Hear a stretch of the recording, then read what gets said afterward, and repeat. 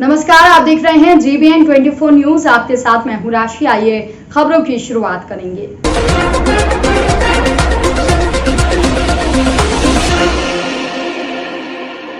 भाजपा के नामित सभासद पवन रस्तोगी ने नगरपालिका शाहबाद का घेराव किया। भारी संख्या में अपने समर्थकों के साथ जमकर नगरपालिका शाहबाद के खिलाफ नारेबाजी की।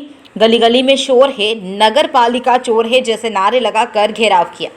पुलिस बल के साथ पहुंचकर शाहबाद कोतवाल सुरेश कुमार मिश्र ने सभी को शांत करवाया। ईओ नगरपालिका शाहबाद द्वारा जल्द ही मांगे पूरी करने का आश्वासन दिया गया। पालिका का घेराव मुख्य 4 मांगों को लेकर किया गया। महामंडन की रोड जिसमें सीवर लाइन डाली गई, आज 4 साल हो चुके हैं। कई लोगों के हाथ पैर टूट चुके हैं, अभी तक उस सड़क का निर्माण नहीं किया गया। और दूसरी तरफ पावर हाउस से लेकर घंटाघर तक नाले का जो निर्माण होना है उसका 2 बार पैसा निकाला जा चुका, अभी तक कोई निर्माण का प्रारंभ नहीं हुआ। और पूरी तरह से भ्रष्टाचार में लिप्त नगरपालिका उस कार्य को कराना नहीं चाहती थी, इसलिए घेराव किया गया। सफाई कर्मी जो 15 सफाई कर्मी हटाए गए हैं, उन 15 सफाई कर्मियों को पुनः लगाने के संबंध में, और जो कर्मचारी करीब 157 कर्मचारी 19-20 में कार्यरत थे, उनके PF फंड के संबंध में ज्ञापन और धरने का कार्यक्रम किया गया।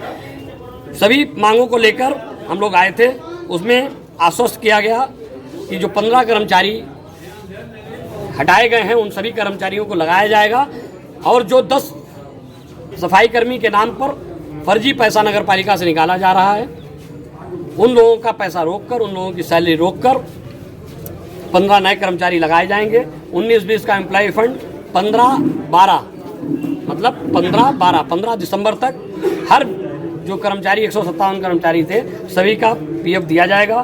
फूटामठ मंदिर से पावर हाउस तक के नाले का निर्माण 28 फरवरी तक हर स्थिति में प्रारंभ कर दिया जाएगा, वरना चुनौती के साथ हम लोग जाएंगे कि हम लोग फिर धरने पर आने वाले हैं। और इसके अलावा राज्य वित्त आयोग से महामंडन की सड़क के निर्माण का भी आश्वासन दिया गया है। अतिशीघ्र काम प्रारंभ होगा, वरना हम लोगों के लिए रास्ते खुले हुए हैं। हर स्थिति में हम लोग आंदोलन करेंगे। नामित सभासद जिनके द्वारा ये कहा गया है कि कुछ कर्मचारी हटा दिए गए थे, और चूँकि राज्य वित्त की ग्रांट कम हो गई थी और वेतन प्रभावित हो रहा था, इसलिए उसको हटाया गया था।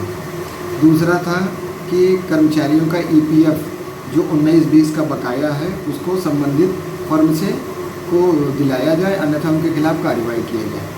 उसके संबंध में हमने पूर्व में उस फर्म को नोटिस जारी कर दिया है और उसके पैसा भी रोक दिया था। क्योंकि वेतन प्रभावित हो रहा था, इसलिए तत्काल वेतन दे दिया गया है और आगे उनको नोटिस जारी कर दिया जाएगा। अगर उनके द्वारा ये जमा करके रिपोर्ट नहीं दी जाती तो उनके खिलाफ भी हम कार्रवाई करेंगे। तीसरा इनका एक बिंदु यह था कि एक नाले का निर्माण था, वो नाले का निर्माण जेन्युइन है, लेकिन चूँकि पिछले कोविड के समय में उसका टेंडर हो चुका था और 14वें वित्त आयोग से प्राप्त धनराशि निविदा हो चुकी थी, लेकिन उस समय राज्य वित्त आयोग में पैसा न मिलने के कारण शासन द्वारा निर्देश जारी किया गया कि जिन कर्मचारियों का वेतन नहीं हो पा रहा है वो 14वें वित्त से दे दिया जाए, तो उस पैसे को वेतन में दे दिया गया। आगे भविष्य में जैसा पैसा आएगा वैसे ही इसको शामिल किया जाएगा। उनको ये आश्वासन दिया गया कि अगले हम इसको अगर नहीं उसमें पैसा मिलता है तो 15 वित्त आयोग से प्राप्त धनराशि से इसको हम कराएंगे। उनका आरोप है कि पैसा आया और पैसा निकल गया, निर्माण नहीं हुआ। नहीं, ऐसा बिल्कुल नहीं है, क्योंकि सरकारी व्यवस्थाएं सब कुछ लिखा पढ़े में है। पैसा जो आया था, मैंने अभी आपसे बताया कि 14वें वित्त के पैसे से टेंडर कराया गया था। शासन के निर्देश के क्रम में 14वें वित्त से जो पैसा था उसी पैसे से वेतन दिया गया है, तो वो किसी मतलब गलत नहीं